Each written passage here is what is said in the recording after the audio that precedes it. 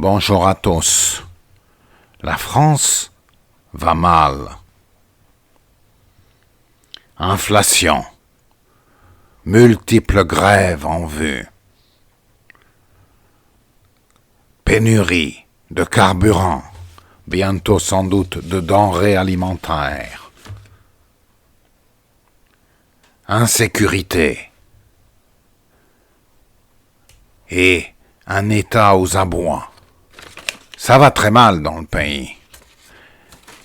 Et notre club, Saint-Étienne, qui est un peu le club de France, comme je le démontrais il y a quelques vidéos, eh bien notre club va mal, à l'instar de notre pays. 2 défaites de rang, Sochaux, dans le berceau du football français. Puis le Paris Football Club, un club parisien qui n'est pas squatté par les Qataris. 2 défaites et aucune solution en vue. Nous allons y revenir dans cette vidéo.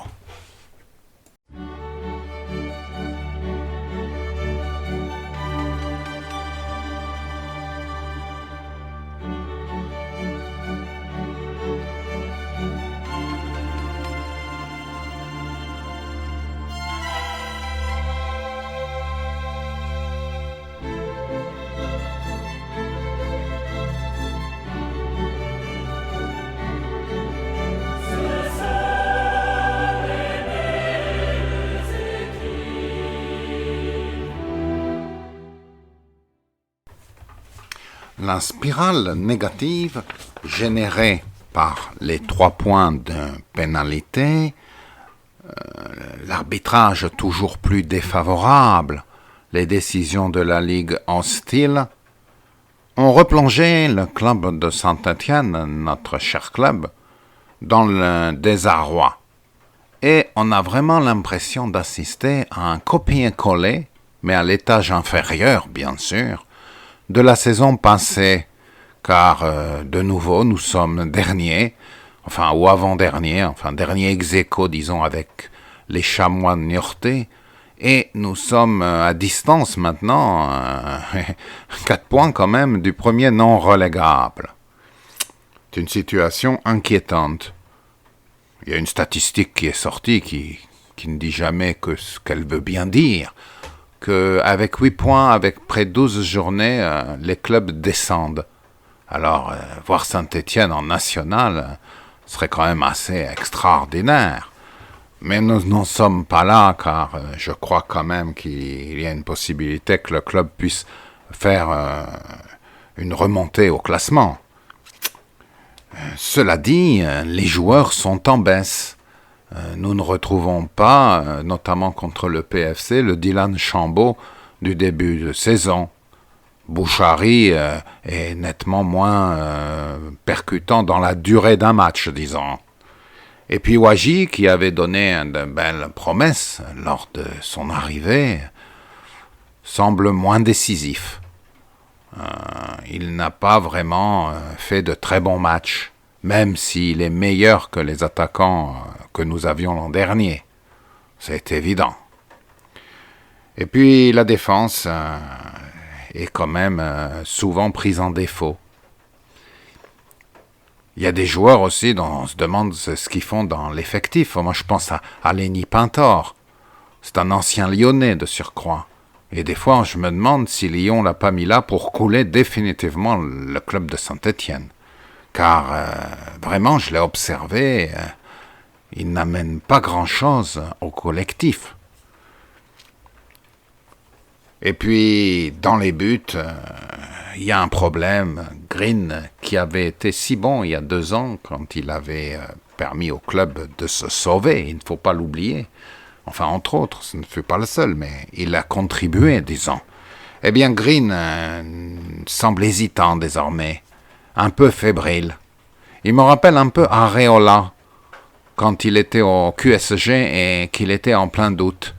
Et qu'il avait beaucoup baissé de niveau, et on connaît la suite de la carrière d'Areola, qui n'a pas réussi à se relancer, même si Deschamps le convoque toujours en 3e gardien. il n'est pas titulaire d'une cage. C'est difficile la carrière de gardien de but, car il y a des critères de confiance qui sont très très importants. Un gardien perd vite la confiance. D'ailleurs, on a vu que Claude Puel, est revenu sur son conflit avec Ruffier, et il a expliqué que Ruffier l'aurait insulté, alors qu'il donnait des directives, lors d'un des premiers matchs qu'il était comme entraîneur. Alors, bien sûr, vous me direz, il y a Drewer, le gardien qu'on pourrait mettre à la place de Green, qui n'assure plus dans les sorties quand même, car même si sa défense s'est mal placée, la sortie de Green sur le premier but est très lente, il faut le reconnaître. Pas les premiers mètres, mais les derniers mètres, il est là. Le Green qui a eu les cartons rouges serait allé plus franco de port, je dirais. Mais là, il s'est mis comme un pantin un peu désarticulé et l'attaquant l'a lobé facilement, malgré sa grande taille. Dans le deuxième but, il est masqué par son défenseur et puis on a vu que plusieurs fois, il ne commandait pas sa défense. C'est aussi son défaut, c'était son défaut dès le début. Et je crains que Green ne soit pas le bon gardien qu'il nous faille. Et Drewer encore moins, parce que il fait quand même des relances très hasardeuses. Il ne fait aucun arrêt décisif sur ce qu'on a vu, du moins. De toute façon, je crois qu'il était numéro 3 à Lorient, Drewer. Alors, est-ce qu'il faut lancer un jeune? Il y a un jeune Sénégalais là qui est dans les réserves. Moi, je ne le pense pas. Ce ne serait pas lui faire un cadeau.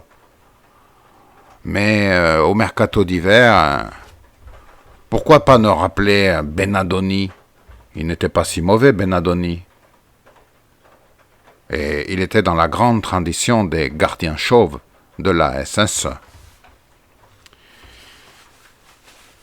Alors, bien sûr, la situation est grave. Nous avons 2 matchs difficiles qui nous attendent. Et c'est toujours pareil, il y a comme un acharnement de la malchance, du manque de réussite contre les Verts depuis quelques saisons. Car là, nous allons aller à Amiens. Mais Amiens vient de perdre un match face à Nîmes, un match dont ils étaient les favoris. Et ils vont avoir une volonté de revanche. Et en plus affronter Saint-Étienne, c'est le titre seulement, car l'équipe ne vaut plus ce qu'elle a été. Et malgré cela, on peut être quand même assez pessimiste. Puis Metz, ce ne sera pas facile non plus. Même si Metz n'est pas en haut du tableau, ça reste une équipe ex-Ligue 1, avec plusieurs joueurs de bon niveau. Aussi, on peut craindre de nouvelles défaites, ma foi. Alors, quelle est la solution, vous me direz? Les joueurs, on ne va pas pouvoir les changer. On ne va pas mettre les jeunes du centre de formation, surtout que les meilleurs sont déjà partis. Même un bon gardien, là, Noah Villers, a été vendu récemment. Les joueurs, il faudra les garder. Il faudra travailler avec ce matériel-là pour en faire une équipe de bon niveau. Je pense que la seule chose à faire, malheureusement, ce serait de changer d'entraîneur, provoquer un choc psychologique en quelque sorte. Oui, Batles avait un beau plan de jeu. Il y a eu de très beaux matchs, mais les résultats ne sont pas là. Il avait quand même un effectif, c'est le 2e budget de Ligue 2, et il ne parvient pas à donner une cohésion et même une stratégie à l'ensemble, puisque là, il a commencé par faire une défense renforcée par rapport à ses autres matchs, et ça n'a rien donné. L'équipe a joué sa plus mauvaise mi-temps depuis le début contre le PFC.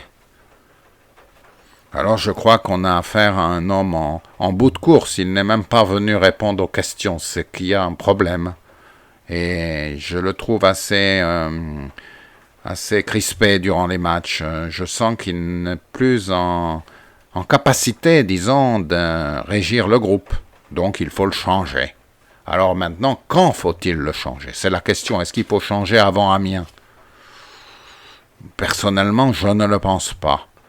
Il faut faire comme avec Puel, le laisser jouer encore Amiens, Metz, et puis le changer ensuite si les résultats ne sont pas là, lui donner en quelque sorte une dernière chance. Mais honnêtement, il y a peu d'espoir que l'équipe rebondisse contre Amiens. Alors hier, je regardais le match QSG contre l'OM, un beau spectacle, il faut l'admettre. On ne s'endormait pas, contrairement à la première mi-temps de Saint-Étienne. Et je me disais en regardant le QSG et l'OM que Saint-Étienne dominait ces petits clubs, jadis. Et l'histoire s'est inversée en quelque sorte. En national, si nous descendons, nous aurons certainement l'occasion de voir les Verts, puisque nos collègues de Nancy ont une chaîne qui diffuse les matchs de Nancy en national. Au niveau inférieur, il y a quand même du beau linge. J'ai noté pêle-mêle les présences en national de Nancy, Sedan, Nancy, le club de Platini, Sedan, les sangliers ardennais, le Red Star aussi, qui nous assurera un match à Paris.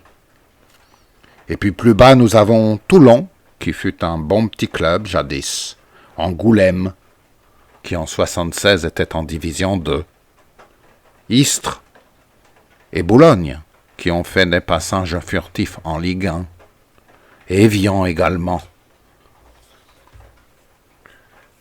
Tout ceci pour dire que ce n'est pas la fin du monde, c'est la fin d'une époque, très certainement. Car, il faut l'admettre, Saint-Étienne est en grande difficulté. Je ne sais pas s'ils vont s'en sortir cette fois-ci. Je vous dis à la semaine prochaine. Bonjour chez vous.